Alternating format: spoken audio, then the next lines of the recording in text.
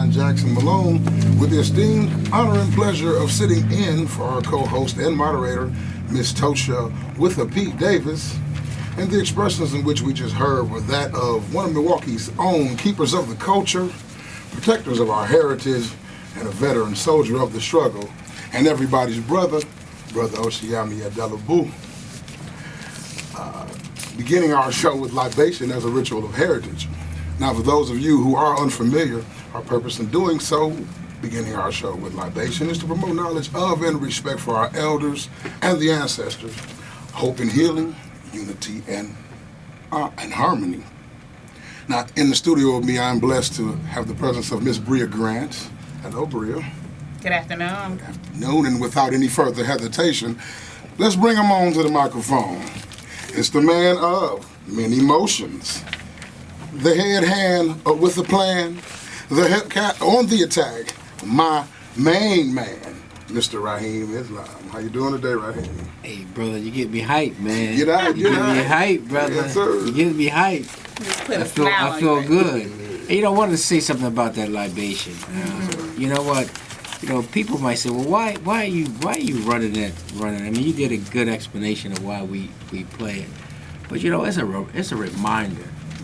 We've taken so much for granted, and also one of the things we've taken for granted is as if we know, and there are so many of us don't know much about our past. They don't know about the people that were mentioned in that libation, nor is there any appreciation or value for our future. We live for the day, and that's it. And that's just not good enough. That's not going to cut it. And so, every time we get the opportunity, every time we will continue to do our libations. And this is a wake up call, for our community. And if our communities to start doing that, and we're hoping that others will follow this lead, to think about our past. To take a moment in everything that we do to think about our past, but also to think about our future. We want a better future, we're going to have to make it a better future. And we can sit up here and talk about it and cry and moan and weep all day long. We can pray, we can dream, and we can wish, but that ain't going to do it.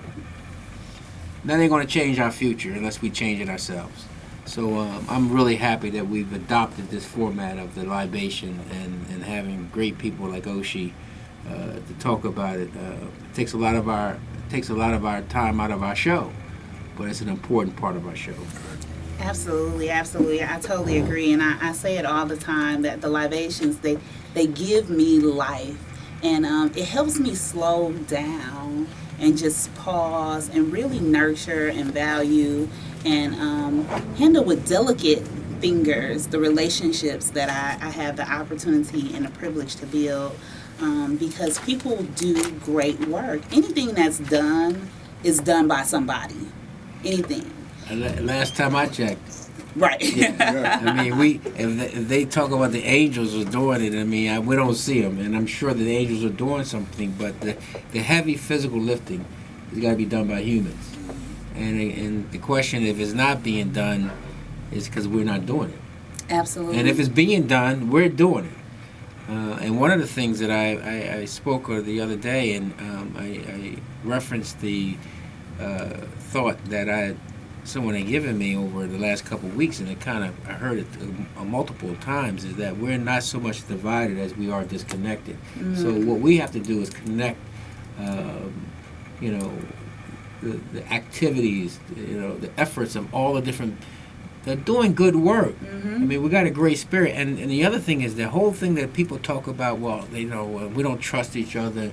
I haven't found that. I've found that we really haven't created an environment for trust. We haven't, and the way you create an environment for trust is you start to work together. Right. And so we can connect the dots, and that's what we're attempting to do.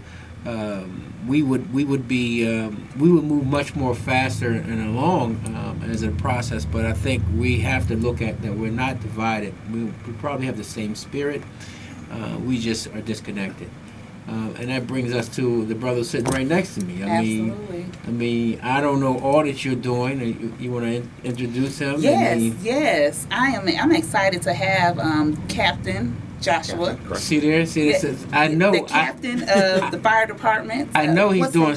I'm sorry, go ahead. I actually don't have a station anymore. I actually run the fire cadet program now, so I don't have an official firehouse home, but I have an office and a computer and all that cool stuff. So this is awesome because you are recruiting young people, age 17 and 19, Yes. and universally speaking, is the parent. How do I say this, Rahim? Help me correct it. But has Universal Academies, which has a high school. Right. And one of the goals is always to make sure that our young people are having a smooth, seamless transition from their education to higher education, higher institutions or careers, programs that help them become stable adults. And you are doing that with your fire and cadet program. Can you tell us about that a little bit? Absolutely, I would love to. The fire cadet program is actually something that's very near and dear to my heart. 16 years ago, when I was 18, I was graduating high school. I was actually had. What high school did you go to? I went to Nicolay. Okay. I had the opportunity. I'm not going to get you. Thanks, I appreciate it. You don't know where you came today. You don't know where you came. That's okay. I'll talk to your parents about it. You're talking to my parents about that? All right. Yeah, and both my parents are King alums, and that's just, that's where it ended up. Oh, man. It's worse. But the fire cadet program is a very unique opportunity for young people to join the fire service straight out of high school.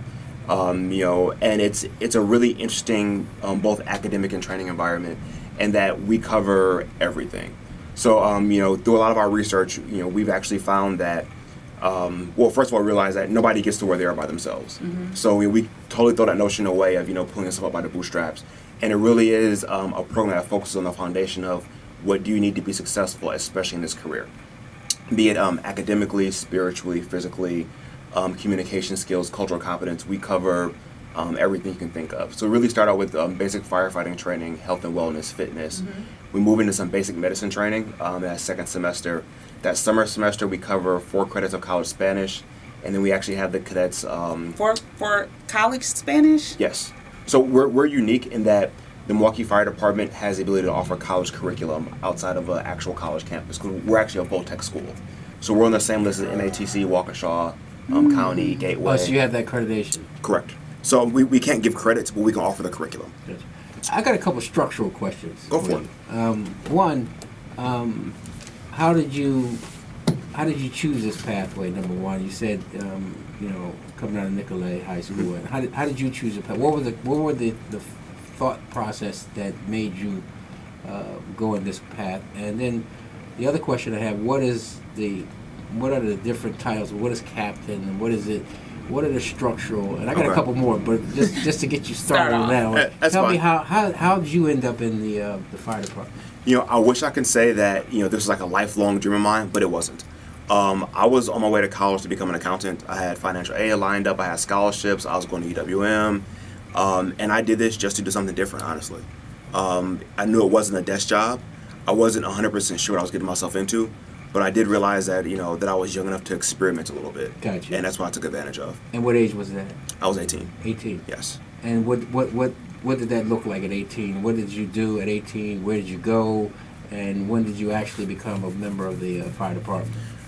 So at 18, actually the assistant basketball coach for the girls basketball team, I'm pretty sure, was a Milwaukee firefighter. Gotcha. So I was actually the president of a club called Men of Color at the time that we had in Nicolay.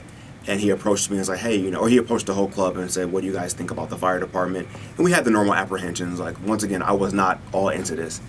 And the more and more he talked to me about it, the more and more interested I personally became. And it was something that I was like, you know what, I'm going to give it a shot. And here I am 16 years later, and it was probably the best career decision I ever made. So what happens after high school? Where do you go? I mean, will you have to sign up? Or do you have to get accepted? What are the criteria for getting in? What was the criteria? And how did you take me through your first day? Sure. I can run you through a quick 15 years. So you apply. Because the reason why I'm asking you, because you mentioned something that the coach did. One is introduce you to an opportunity. One of the things we say at our Universal Academy for a College Bound is that for our career, school to career path, it goes back to the concept we talked about earlier. We're not so much divided as we're disconnected. We're disconnected from the different career paths and opportunities. So what we have to do in school is build those bridges back to the career path. And so letting a young person make a decision. So obviously that introduction through your assistant coach came to you through that group. Then it's inspired you. So, but what actually happened from that point to the time you actually, got into the fire department? So take us through that. No problem. And I just want to say, for a second, you make an excellent point that the connection is important, because even when we redesigned the program, we designed the program with a lot of connections that individuals could actually, so we wouldn't just check a box and say we taught you something, right, but that we had quality exposures to different facets of the fire service and the community, of foreign languages, of culture, so that our cadets really understood about the intricacies of the city. Because the city is very divided, and we wanted to make sure that we encompass all that in our training. So basically, you fill out an application. At the time, it was paper. Right now, it's totally online. And then you sit for a written test. After that, you do How long was the written test? And what are they trying to get out of the written test? Do you remember? The written 16 years ago? Yeah. No. Is it a written test now? Yeah, Okay. The written test now is 150 questions, I want to say. Okay. There's 8 separate dimensions that we get off into, and not to get too far into industrial occupational psychology, but essentially we're looking at mathematic ability, English language skills, and then personality traits. Okay. And those are broken up into 2 different mathematical abilities, 6 different English communication dimensions, and then a few different personality dimensions. Okay, so you passed it. Did you pass the exam? Passed the exam. Okay. Now, by the way, if you don't pass the exam, or is there a way to take the exam again and get some prep for it just in case, or is that you got to pass it and one and done? Well, now the way we redesigned the program, and it's one of the things we're probably the most proud of, is that talking about those connections, we realized that young people entering into the fire service, especially people from backgrounds that are historically underrepresented in the fire service, they don't have those connections. So our recruiting process actually builds those connections for them. So we have practice tests, we have recruiters, we have practice interviews. Support. I got you. Yep, we have support all the way, Got from the time a person puts their name on the line to the time that they're hopefully hired. There's support all the way. Got you. So 16 years ago, after the written test, there wasn't that much support at that time. You did an oral interview. And it's basically, it's a job interview, but it's from a panel. And it's not so much conversational like a traditional job interview is, as more of a oral assessment of what you would do in a given situation. And so does that panel interview still take place again? That panel interview does because take place that's a very significant, many of us would probably get, nervous and scared off by the fact that, wait a minute, you gotta go through a whole panel interview, and nobody's talking back to you. They're just listening to you and taking notes. Yeah, it can be very unnerving, and that's why we practice with the applicants. And our practice for that is actually very unique in that we record it. Sure. So every candidate gets to see several other candidates do it. They get verbal feedback, they get written feedback, and they get a copy of their actual interview. Okay. And they can do this multiple times. Okay, so there's a method to my madness, but keep going. All right, so after the interview, once again, we didn't have that 15 years ago either, right. So that's all new as well. No, I'm trying to go back to you as 18, so and I can see you at 18, so thank God you were able to master the test and also do a good job, obviously enough to get you through the verbal interview, and that goes through. I can hear education, your parents, and so those are. You take 2 of those out of the equation, that gives you a significant disadvantage. Absolutely. Yes. All right, so that you can just count on. But go ahead, you go ahead, continue. That's fine. And then after that, there is a physical test. It composes of 8 different stations. They're for the most part firefighting related, and there's always been practice for those because you're doing a lot of stuff that you've never done before.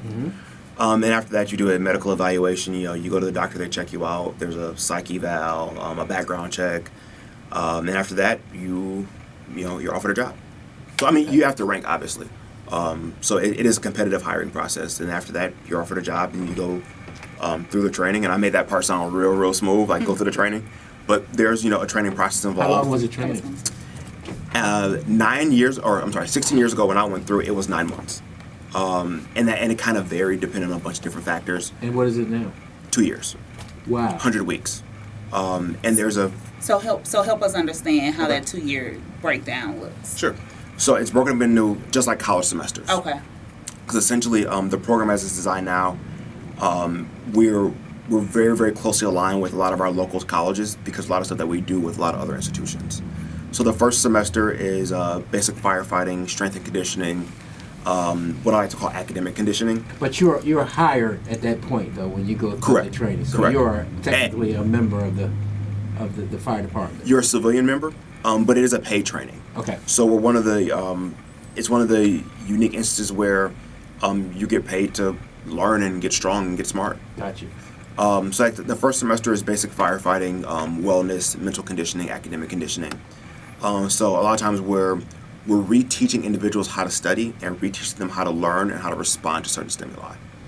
I like to tell people that I could probably make you tired enough to forget your social security number, but with proper conditioning, you can actually train the human body to respond under what we call like hypoxic conditions. So basically, when you're breathing fast, when you're exhausted, when you're tired, you can train your body how to still function at that level, but most people can't. Okay. So a lot of our training is geared towards that. But so when you did it was 9 months. Yeah, Now when I did it was, and there was less stuff in it when I did it. When I did it, it was really just firefighting training. Got you. And it's very representative of the evolution of the fire service. Right. At that time, that was a larger portion of what we did, and it was also kind of what we focused training on. As we've grown, as we've become a better department, as we're trying to become more representative of our residents, and also better at what we do for our residents, we've added stuff to the curriculum that we realize is of value to the community. Now, going in, so you get through the training. So where was you placed at first after your 9 months training? Well, for me or for now? For you. I want to know about you first. All right. So my first fire station I was at was Truck 12. It's actually right down the street on Titonian Locust.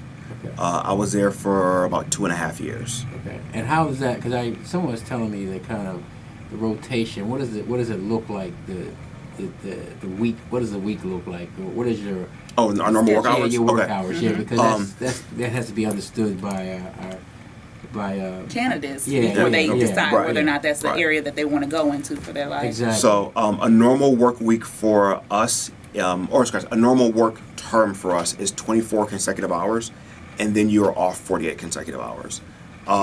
So you're actually living in. I can do that too. You're actually living in a fire station. Do they have a lot of female firefighters? Not really. Okay. I know it's something that we're. Because I've never seen any. I don't think I've ever. It's great as a feminine industry, though, generally speaking, I'm just saying. I'm thinking. I see the EMTs. Was EMTs? Well, all firefighters are EMTs. Right. We actually also run the paramedic emergency service for the city. But I see women there, but I've never really seen, just thinking about it, a female firefighter. Well, like I said, all of our firefighters that you see in the field, they're all EMT basics anyway. Got you. So those other career opportunities within the firefighting. It's all the same. Got you. We're what's called dual trained. Got you. So essentially, we're trained to, and that kind of speaks to the revision of the cadet program. We're trained to handle a lot of different things. So like for instance, I'm a paramedic. I've been a paramedic for 10 years. Right. So it's a much more advanced practice of medicine than an EMT basic is. Gotcha. And then we train all our cadets to be paramedics as well. So going back to the 24 on, 48 hours off. I mean, so really, if you're really creative, you could get some things done. I mean, you could do some things. That's a really independent work schedule. A lot of our firefighters do, and that's one thing that that we definitely promote to our applicants. Right. When they're going through the process is that I'm not telling you not to go to college. Right. In no way, shape, or form. Right. What I am telling you that, one, I would love to have you. Right. Two, I want you to be diverse in your education and in your abilities and in your ethnicity and your skills and your interests. And part of that is going out to seek higher education, once you're done with our training. Mm-hmm. And the third thing is, I went to college as an adult. I joined the fire department at 18. I can honestly, looking back on it, I probably wouldn't have done that great in college at 18. Right. But as an adult, I've always been a student. Right. In college, and this job gave me that discipline to be able to do that, and it also gave me once again those connections to be able to say, I actually know what I want to learn now. Right. And it gave you the time too. I mean, And it you gave me got the time. significant time. That's. Yeah. I mean, you. Well, I don't know you- about now, but Well, if you had aspirations to do other things, you could multitask with that kind of Absolutely. schedule. right. Right. And a lot of firefighters do. Right. So- I'm sorry. I'm sorry. So, how do we formally address you? What's the formal way to address? Josh is fine. Oh, okay, Josh. I am. But I also wanted to know. You talked about kind of the kind of career potential. So when a person's coming in, how do they make the distinction between being a firefighter, the EMT, or what was the other? They don't. They don't. They don't. No. So they go in, and they not necessarily know where they might land. Well, it's all the same job for us. So essentially, It the is. job has multiple facets to it. So But I'm sure the firefighters make more than the EMTs, And right? how do I? it's the same job. Is it? It is so essentially what we call a firefighter. They have Has now multiple been different duties. broken out. Now. Right. So I'm a firefighter and a paramedic, and I do a bunch of other stuff too. But my job title is still firefighter. Gotcha. But what if I go into your program and I don't want to go fight fires? I just want to, do the paramedic side. Is that okay? The program isn't designed like that. Oh. And that's one of those things where That's why. That's probably why you don't see a lot of women. Raheem. and yes and no. Part of it is that, especially being young, I gotta say that, for instance, when I'm at schools, I may talk to some young people and say, well, I want to be a nurse. That's great. What kind of nurse do you want to be? Well, I want to be a nurse. Like, do you know what kind of nurses there are? Right. Well, I know what I see on TV. I was like, okay, well, there's over 50 different specialties in nursing, and those will all take you down different educational tracks. So, do you really know what you want to do, or do you just think you have an idea that you do? So a lot of times what we're doing is we're saying, hey, if you're interested in medicine, then this is a great career for you to get into. If you're interested in really doing some phenomenal stuff in your community and having that platform to do so, this is a great career for you to get into, because it's not just firefighting. But you do have to fight a fire. We do have to fight fires, but we're unique in that we try very hard to not fight fires. Right. That's the goal. Our prevention efforts are probably among some of the best in the country. Wow. Here in Milwaukee. Here in Milwaukee. Wow. And And that's funny because I don't see a lot of. I hear the sirens for the police. I don't see a lot of sirens, and then when I do hear the sirens, they're ambulance. I don't really see a lot of, and even listening to the news, I don't hear a lot of, Arson or fires or major anything fires. like So that. you are doing a great job considering a couple of the cities that I see, and I'm constantly seeing on the news fires. Well, you guys have another program that we'll talk about in keeping our kids warm this summer, or this Absolutely. winter rather. But I wanted to ask, how much is the paid training that participants So go for through? fire cadets, get paid just shy of $24,000 a year to train, and then we eat all other costs. So their books, their uniforms, whatever else they may take. And like I said, we were talking about young people who weren't really sure. I didn't show up strong enough to be a firefighter. Nobody does. I've only had one person ever who probably had the strength, when they came in the door to do it. It was a woman, and she was a gymnast. Wow. And she can do upside down handstand push-ups. So, outside of that, everybody you just made else. me feel a certain way. I feel inadequate. So outside of that, everybody else needs something, and we realize that. And the program is really designed to offer that. It's designed to build firefighters, not to identify firefighters through our recruiting and hire them. And through those efforts, we're able to do a lot of really, really phenomenal things with young people. Awesome. So I wanted you to tell us a little bit about the warm-up winter. Before you go, I still got some trajectory issues I want to deal with before we get to 2015. Okay. Because I think our audience need to know how he got here and some of the obstacles he faced along the way. Specifically being at Nicolay, because Nicolay is unique, and especially when you were attending Nicolay. Nicolay is well, you know what? Honestly, one of those perspective things, you don't know it. You don't know you're in a different environment until your environment changes. Sure. So what about you? The 2 years, okay. So after now 9 months, you placed for 2.5 years. You were at the station not too far from here. Correct, 30th and Locust. Yep. Right. So I'm sorry, Titania Locust. Different station. What was that? What did that look like and feel like? How was that? How was that? And how many African Americans? How many are firefighting under the umbrella of firefighting? How many are African Americans? And how many were in the environment you came in? And how were you received? And what sort of things that happened? Without throwing them under the bus too much. That's cool. But that you were allowed to talk about. That's fine. I mean, to put one thing out there, I grew up around the corner. Okay. Like my house was on 19th Street. So you literally went to a station that was in my neighborhood. Yeah, that's beautiful. So I mean, I grew up. One of my best friends was on 12th and Keith. I mean, I grew up playing on the lane. Like I knew what the lane was before I became a firefighter. Before I responded to the lane, like I'd already been to the lane. Got you. I remember Hillside before it became Carver Homes.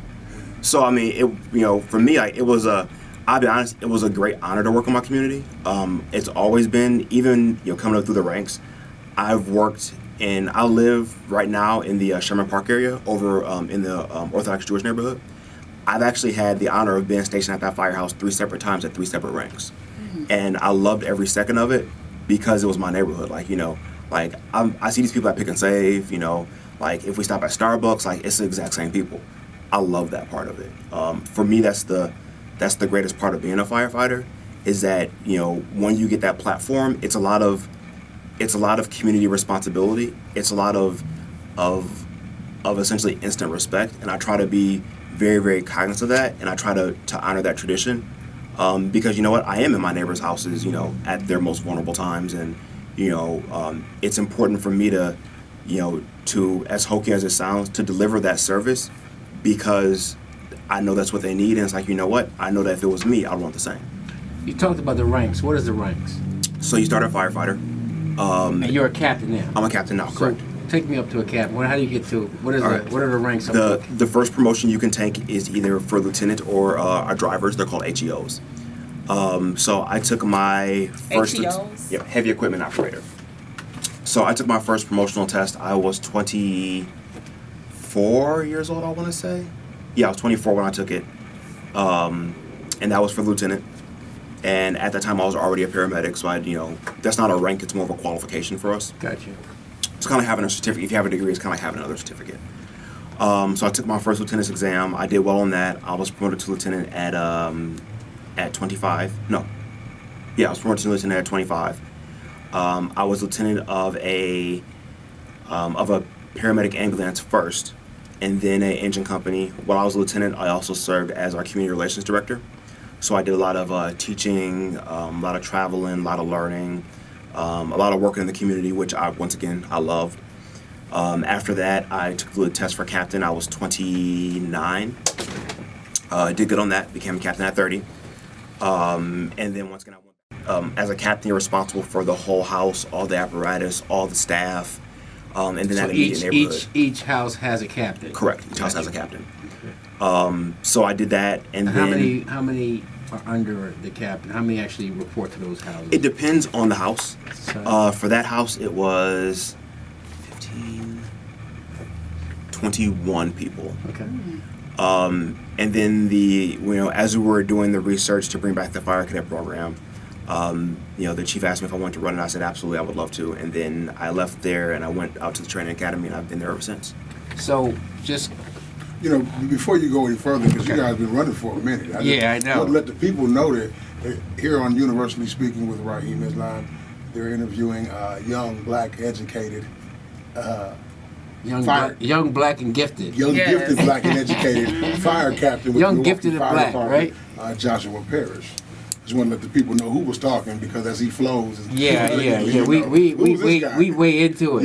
Yeah. Sorry about that. But this is good stuff. This is good, and it's great. It goes back to the whole concept again that we got a lot of good stuff happening. We're just not connecting the dots. Mm-hmm. And before we get to your question, Bria, I just want to ask one more question. Tell me what the diversity of the firefighters looks like today, and how many opportunities are created annually? I mean, so how many positions are they expected to? Do they fill through the training process every year? So every year we hire 26 fire cadets. 26.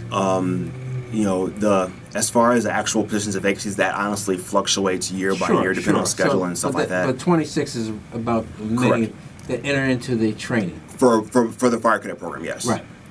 So that's our essentially it's called a lot of positions. So that's how many fire cadets that we're permitted to hire every year.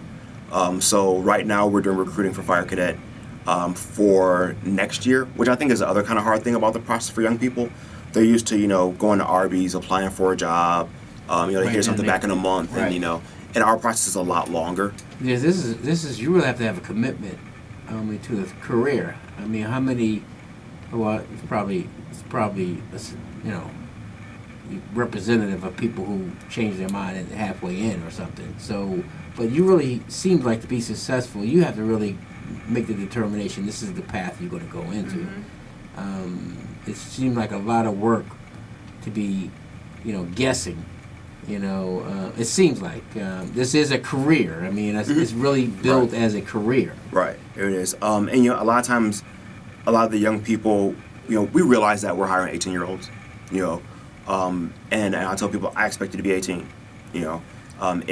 It's my job as an adult, as the director of recruiting, as the program director, to connect the dots between 18-year-old and adulthood, and to help you through that process with the additional hat of having all this responsibility, being able to do things physically that most people can't do, being able to perform medically in a way that no other 18, 19, 20-year-old in the country is. Right. We have 18-year-olds, doing autopsies. I mean, you don't see that anywhere else in the country at all. Wow. So the let me just ask a question around your outreach.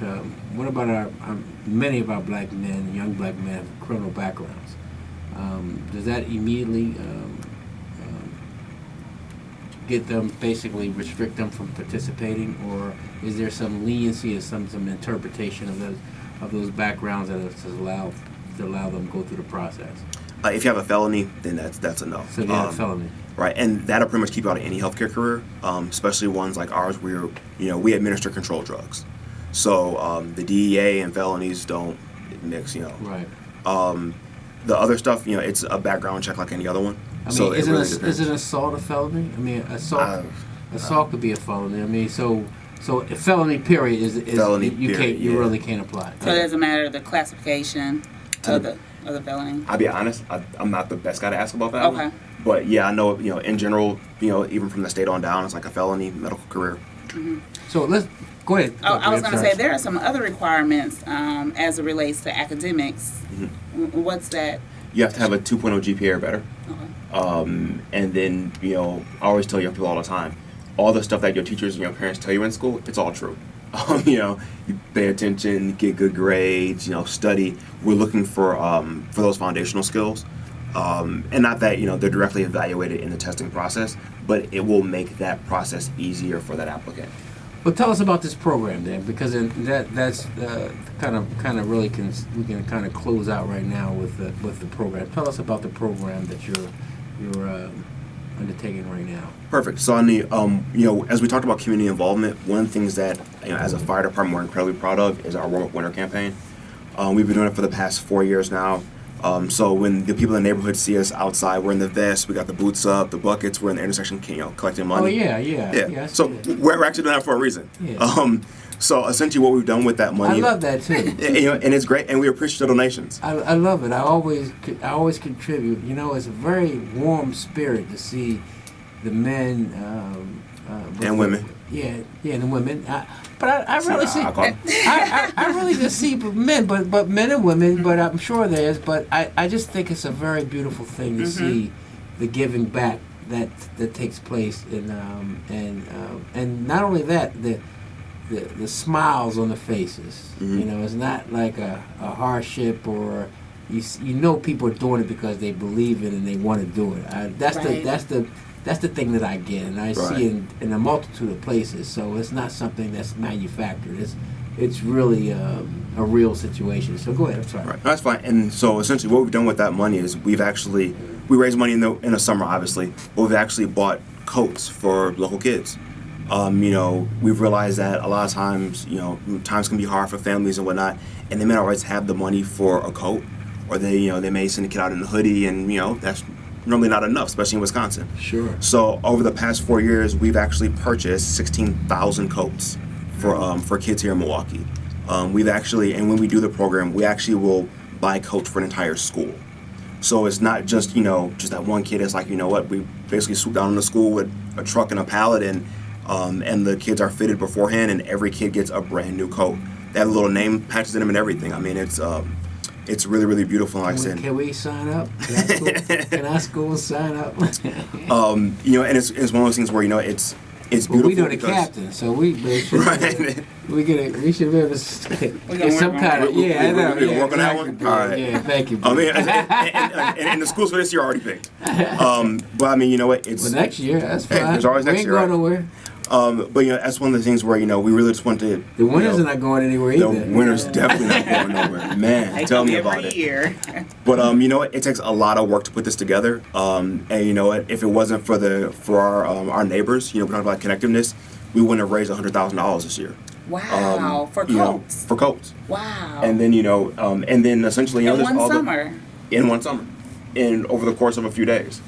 That's beautiful. I love it. And it takes, and of course there's overhead and stuff. So we've actually been able to have some of our bigger corporate partners to eat a lot of the overhead costs. So I mean, we had Landmark Credit Union, which actually handled and counted all the money for us. Like you do the change counting, and they take a percentage of that. No. So we actually had somebody that said, hey, we'll count $100,000 for you, which is a big undertaking for a bank. We had Anchor Moving Systems actually pick up and deliver the coats for us. So we were able to save a substantial amount of money on that delivery cost, which translates into more coats. We had Paul Conway Shields do all the signage and stuff for us, which once again translates into more coats.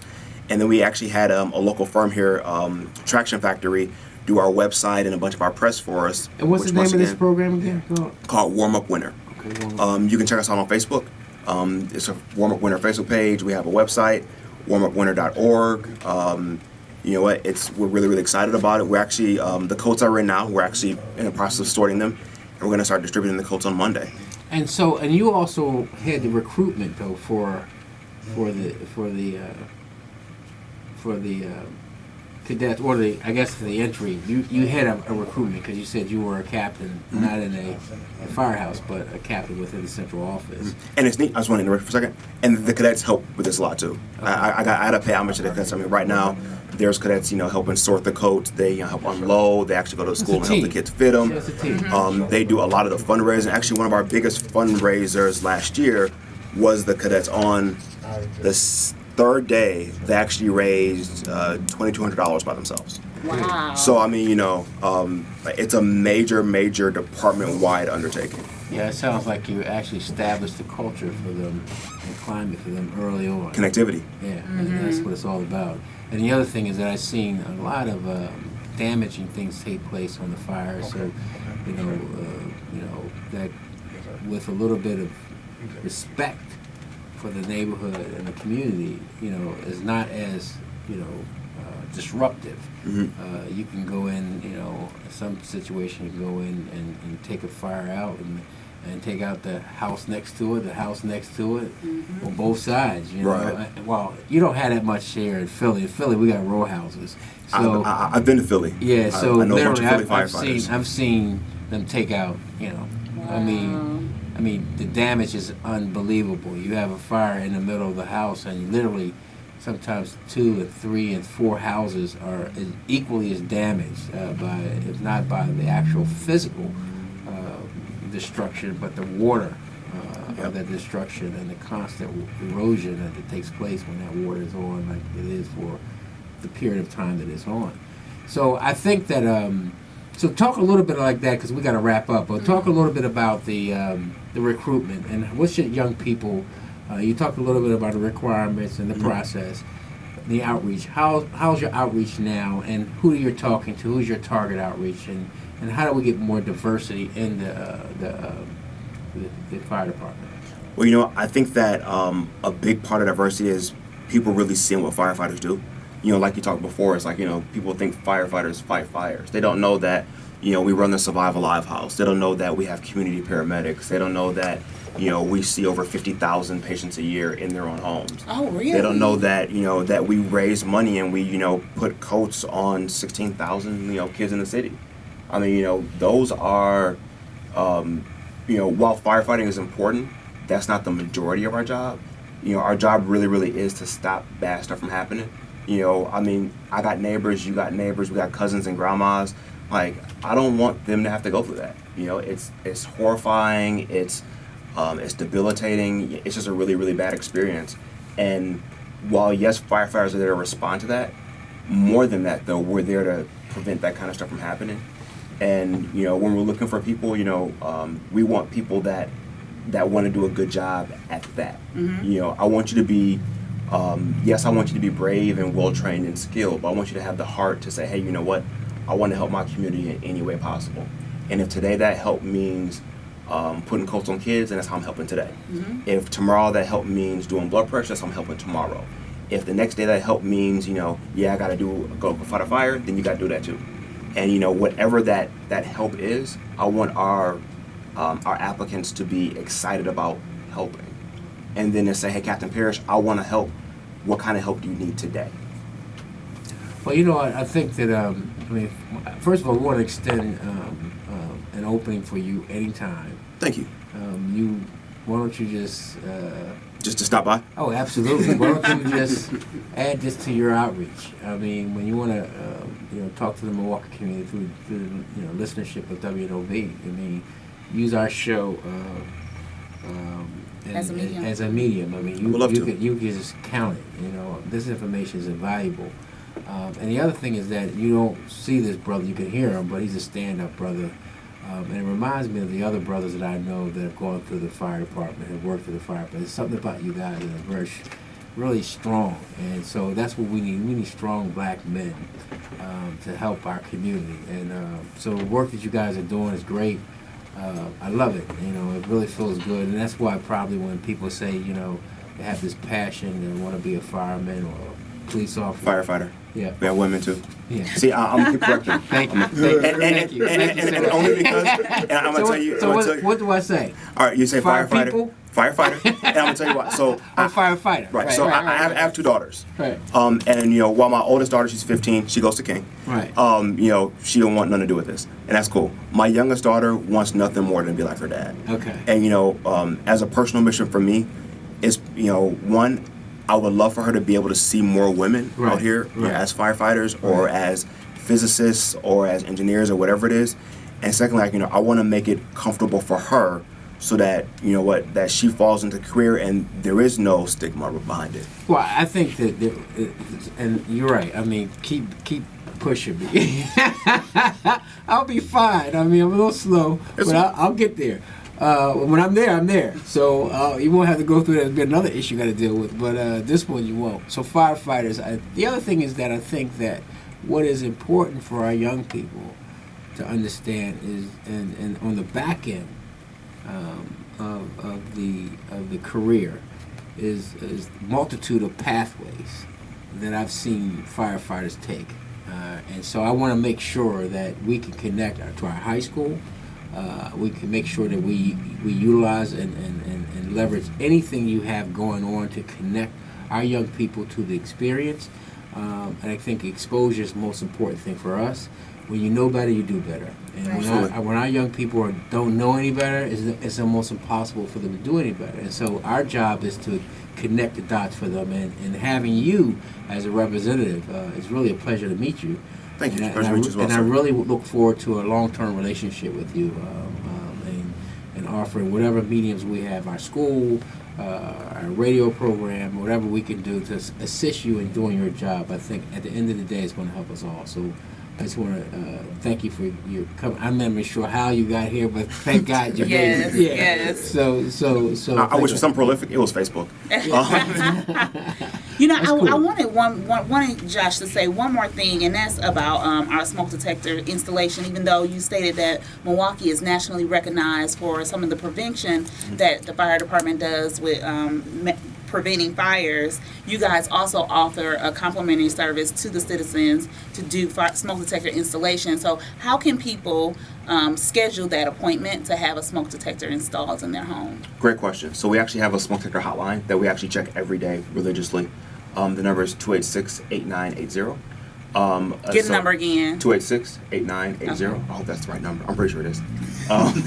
But essentially, you call the number, you leave your name, address, phone number. We ask you to say it twice, so, sometimes people speak fast. I'll speak fast. And then typically, within a day or so, we'll have a firefighter calling you up saying, hey, this is Lieutenant or Captain so-and-so from your local firehouse. We have your request here. We want to know when's a good time for you to come put it in. Awesome. And we will come out to your house and actually install it for you. We don't give them away. I know it's a common misconception, but although people have the best of intentions, we're busy. We got kids, you got homework, stuff's happening. We get it. We'll come by, we'll put it in the perfect spot for you. And actually, the smoke detectors we install now, they last for 10 years. So we try to make it a one and done shop. If you have any questions, we're happy to answer them. And like I said, we don't want to see people hurt. We don't want to see people homeless. While we do love our jobs, we love seeing people safe and productive and happy even more. Well, we thank you so much again for being here, Josh. I think this is such an awesome opportunity, especially because now we have a foundation to go for building universal academies, school for a college bound, making sure that the curriculum has been touched by your program and your training, so that this is a career path. Well, I am angry, but I try to write the facts. And the facts is that we have a crisis in our community. And it's almost like, I liken it to the kind of a fire analogy. If our community was a house on fire, you wouldn't be just sitting in the living room, watching TV. You wouldn't be just, doing the same old thing. You would act like it's a crisis. Right. And so what I see is that there's no response on our community, and expecting the other community to have a response bigger than our response. So if our response is not as if we're in a crisis, how else in the world is someone else is going to think that we're in a crisis? Case in point, the whole issue of Black Lives Matter. Well, Black Lives might matter, and we're trying to get predominantly white people to see that Black Lives matter, but they don't matter to black people. And I'm saying there's a reason for that we fundamentally have to, and I write about a lot of those reasons is based or connected to our history here in America, but it still does not